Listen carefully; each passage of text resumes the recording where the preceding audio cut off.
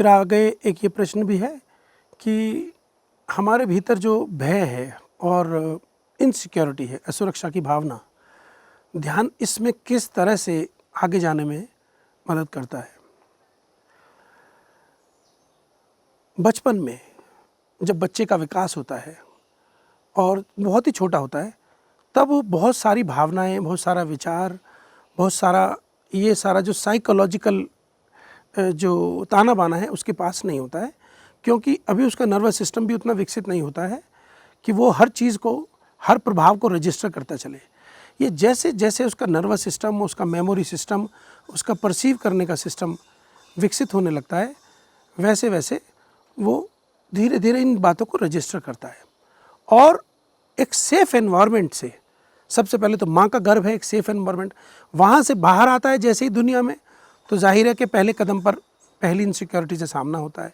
फिर वो थोड़ा बड़ा होता है, साल 1.5 साल की उम्र में, इस सेफ़ अपने कमरे, बेडरूम, घर से जैसे जैसे वो बड़ा होता है, नए लोगों के पास जाना, नई चीज़ें से सामना, चीज़ों को समझना, अंधेरे को समझना, तेज़ आवाज़ों को समझना, इनसे उसका सामना होता है, तो थोड़ा डर का, फियर का विकास होता है। घर से बाहर निकलता है, स्कूल में जाता है, वहाँ पर नए नए लोगों से मिलना, नई व्यवस्था, एग्ज़ाम का डर, मैडम के से डांट खाने का डर, पेरेंट्स से डांट खाने का डर, कोई गलती हो जाए, खाना बिखर जाए, दूध बिखर जाए, चोट लग जाए, अंधेरे में गिर पड़े, कोई कुत्ता काट ले, ये तमाम तरह के डर धीरे धीरे मैच्योर होते हैं। धीरे धीरे मैच्योर होते होते होते होते फिर समाज में जाता है, फिर कॉलेज स्कूल में जाता है, वहाँ कैरियर का डर, गर्लफ्रेंड का, बॉयफ्रेंड का मिलने बिछड़ने का डर, मैरिज का डर, डिवोर्स का डर, घर परिवार पालने का डर, लोन चुकाना, मकान बनाना, किसी की मृत्यु, कोई बीमारी, ये तमाम डर मैच्योर होते जाते हैं। लेकिन इनका आधार बेसिकली वही होता है जो बचपन में मिले हुए छोटे छोटे डर हैं। वहाँ पर एक सीट बन गई होती है, फाउंडेशन लग गई होती है, जिस पर यह महल डर का खड़ा होता है। तो जब तक हम मैच्योर होते हैं और सारी समाज की एजुकेशन से, अनुभव से सीख लेते हैं, तो इतना फ़र्क आ जाता है कि डर को डर की तरह से हम परसीव नहीं कर पाते। मैच्योर होकर के हम डर को इनसिक्योरिटी, स्ट्रेस और एंग्जाइटी की तरह से समझने लगते हैं। किसी से भी पूछें आप कि क्या आपको डर लगता है, तो वो ये कभी नहीं कहेगा कि नहीं मुझे डर लगता है। लेकिन आप किसी को पूछें कि आपको स्ट्रेस है, तो आराम से एक्सेप्ट करेगा। तो ये डर का एक विकृत, प्योर इमोशन है डर, इसका एक विकृत जो रूप है, इसका जो एक मानसिक रूप है, इसका जो मेंटल कंस्ट्रक्ट है, वो स्ट्रेस, एंग्जाइटी है, इनसिक्योरिटी है, इसमें तब्दील हो जाता है ऑफ कोर्स मैच्योर होने के क्रम में। और यही हमको फील होता है। ये फील नहीं होता है, ये हमारे दिमाग में घूमता है। फील तो अभी भी भीतर डर ही होता है। फील सदा इमोशन होगा, विचार उसका मेंटल होगा, उसका जो पैरेलल, जो उसके साथ जो उसका कॉरस्पॉन्डिंग थॉट है, जो उसको पुश देगा, उसको रीजनिंग देगा, उसको जो फोर्स देगा, वो तो मेंटली होगा। वो फियर के मामले में वो इनसिक्योरिटी, स्ट्रेस, एंग्जाइटी की तरह से होता है। पहली बात तो ये है। अब क्या है, चूँकि ये कोई हवाई बात नहीं है, ये रियल में एग्जिस्ट करता है हमारी लाइफ में, क्योंकि रियल में फाउंडेशन मौजूद है इसकी बचपन से।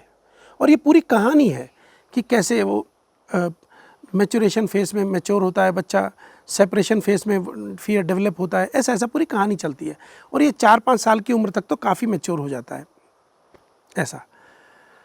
अब जो फियर हमारी लाइफ में है, ये मेडिटेशन इसमें हेल्प ऐसे करता है कि मेडिटेशन जो है वो मौलिक रूप से जो हमारे साथ वर्तमान में हो रहा है उसको देखने की क्षमता अर्जित करना है। जो फ्यूचर में होगा वो नहीं, जो अभी हो रहा है हमारे साथ, चाहे वो बाहरी तल पर हो रहा हो, हमारा जो बसाया हुआ संसार है, चाहे उसमें हो रहा हो, चाहे वो इस तल पर हो रहा हो, जो हमारे भीतर आंतरिक भावनाएं उमड़ती घुमड़ती हैं। जो मैंने कहा कि सफलता का डर, असफलता का डर, प्रेम में, करियर में, फाइनेंस में, हारी बीमारी में, ये भीतरी है। और ऐसे बाहरी हैं जिनकी साथ, एक मिनट, तो ये डर इस तरह से मैच्योर होता है, मतलब धीरे धीरे मैच्योर होता है। तो हमारे पास जो ध्यान की क्षमता जब हम उपलब्ध करते हैं, और वो उपलब्ध जब हमें होती है, वो हमें एक ऐसी क्षमता में लेके आती है, नई कैपेसिटी में, जहाँ पे हम चीज़ों को स्पष्ट रूप से देख सकें। ये क्षमता हमें हमारे फियर को थोड़ा और क्लोजली और स्मार्टली, इंटेलिजेंटली, थोड़ा सिंपैथेटिकली देखने का एक गुण देती है। ये एक बहुत बड़ा अचीवमेंट है, जो कि सुनने में बड़ा छोटा लगता है, कि हम अपने भीतर की समस्या को देख सकें थर्ड पर्सन की तरह, ये बहुत बड़ी बात होती है। दरअसल ध्यान अपने जीवन की समस्याओं को सुलझा लेना ध्यान है। व्यक्तिगत रूप से हजारों परिभाषाएं ध्यान की हैं, लेकिन हर व्यक्ति को इसकी एक निजी परिभाषा अपने लिए करनी चाहिए। जैसे मान लीजिए कोई व्यक्ति डर से बहुत पीड़ित है, बहुत समस्या है उसको, तो उसके लिए ध्यान का पहला कदम है कि उसको उसके डर से निकाले, उसको उसके डर से आगे ले जाए। तो उसकी निजी परिभाषा ध्यान की ये बन सकती है कि भाई भय से आगे जाना ध्यान है, ये निर्विचार चैतन्य ध्यान है, सच्चिदानंद ध्यान है, परमानंद ध्यान है। ये सब शास्त्रीय बातें हैं और ये बहुत बात की बातें हैं। हमारा इनसे जोड़ जब तक नहीं है, जब तक हम अपनी साइकोलॉजिकल इश्यूज़ में फंसे हुए हैं।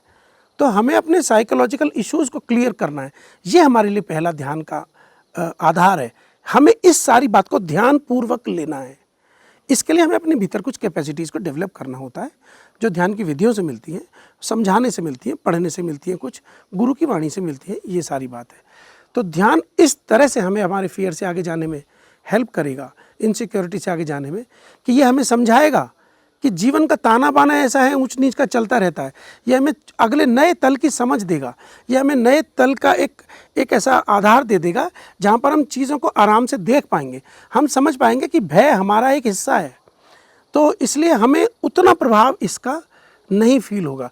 जब हम ही मैदान से थोड़ा सा अलग हो गए, थोड़ी देर के लिए हमने थोड़ा थोड़ा विपස්සना का फल पाना शुरू किया, देखने का एक साक्षित्व का लक्षण हम में आने लगा, उसका गुण आने लगा, तो जाहिर है कि हम आराम से देख पाएंगे अपने डर को, फियर को, चुनौती को। और जब हम डर, फियर, चुनौती को आराम से देख पा सकते हैं, दूर से हड़बड़ाएंगे कम उसमें, तो हम उसका समाधान भी उतनी ही शिद्दत और बुद्धिमानी से ला सकते हैं। हम देख सकते हैं कि हमारी कहाँ पर कमी हो रही है, हम क्या कमी कर रहे हैं। कहीं हमारा डर हवाई तो नहीं है, मानसिक तो नहीं है। ये हमेशा रियलिटी चेक के साथ इसको चेक किया जाता है।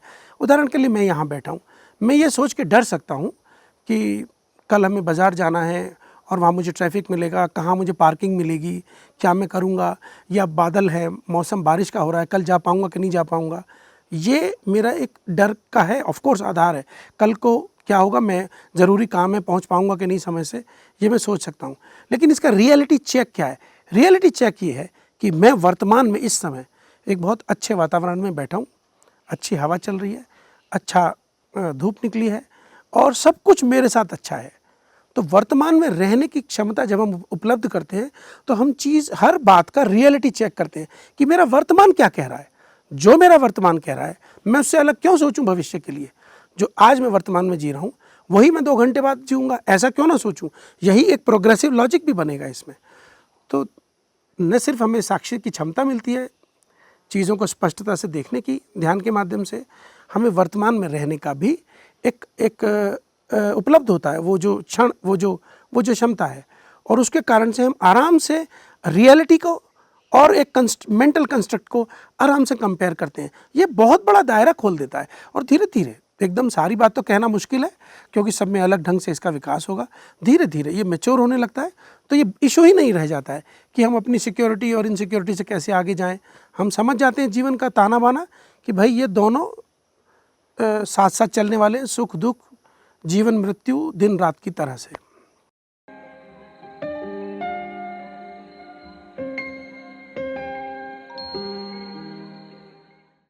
तो उम्मीद करते हैं कि आपके जो भी प्रश्न रहे होंगे उसका उत्तर आपको मिल गया होगा। तो कोई भी अगर और प्रश्न आपका है तो नीचे कमेंट बॉक्स में उसको डाल दीजिए।